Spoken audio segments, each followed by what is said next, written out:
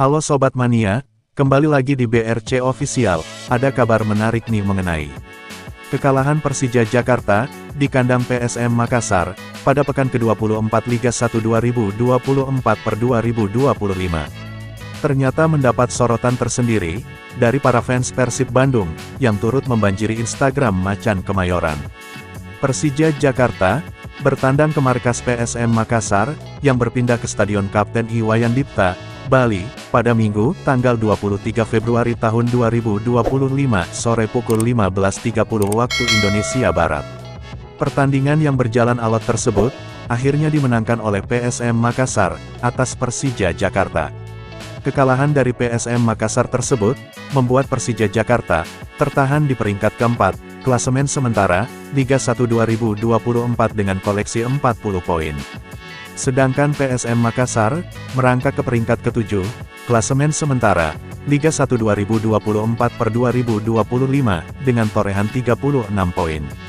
Di sisi lain, Persija Jakarta sempat mendapat beberapa sorotan, seusai kekalahannya dari PSM Makassar, di pekan ke-24, Liga 1 2024/2025.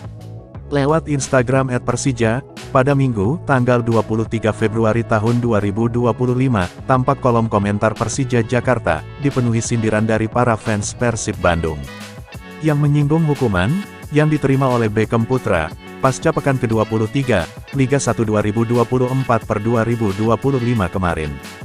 Diketahui, Beckham Putra sempat mendapat hukuman tersendiri, dari Komite Disiplin PSSI. Seusai melakukan selebrasi ala Cole Palmer, ketika Persib Bandung berjumpa Persija Jakarta. Berkat selebrasi yang dianggap provokatif tersebut, Beckham Putra mendapat sanksi larangan bermain, sebanyak 3 pertandingan, di Persib Bandung, dan denda sebesar Rp75 juta, pasca laga melawan Persija Jakarta. Kini, Persija Jakarta yang kalah dari PSM Makassar tersebut, tampak dipenuhi komentar para fans Persib Bandung, yang menyematkan gambar silih ganti, grafis selebrasi Cole Palmer, sembari menyindir Macan Kemayoran.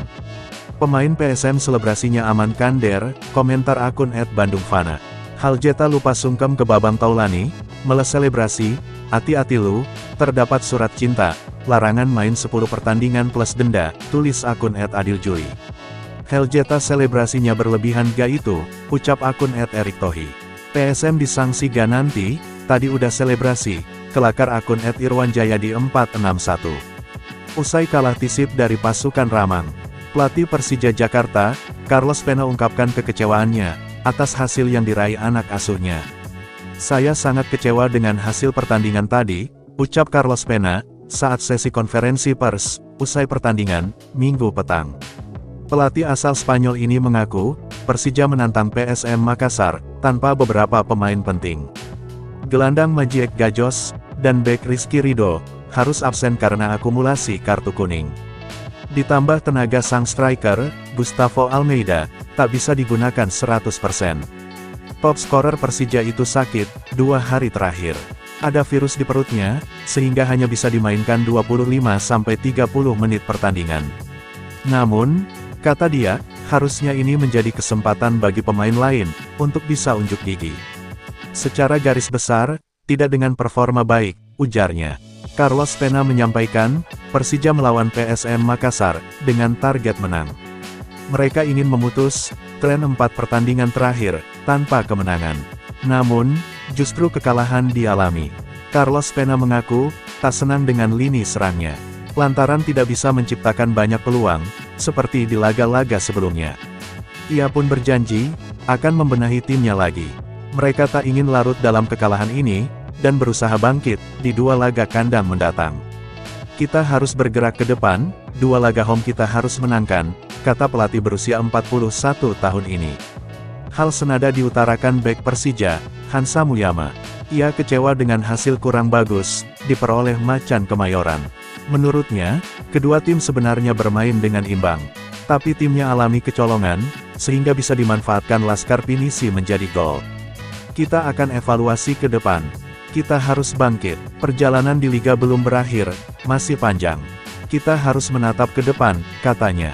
Tak lupa, ex-pemain timnas Indonesia ini menyampaikan, selamat atas kemenangan PSM Makassar. Selamat kepada PSM Makassar, atas kemenangan ini, ucap Hansa Muyama. Nah itu dia sobat untuk update kabar hari ini. Bagaimana pendapat kalian sobat?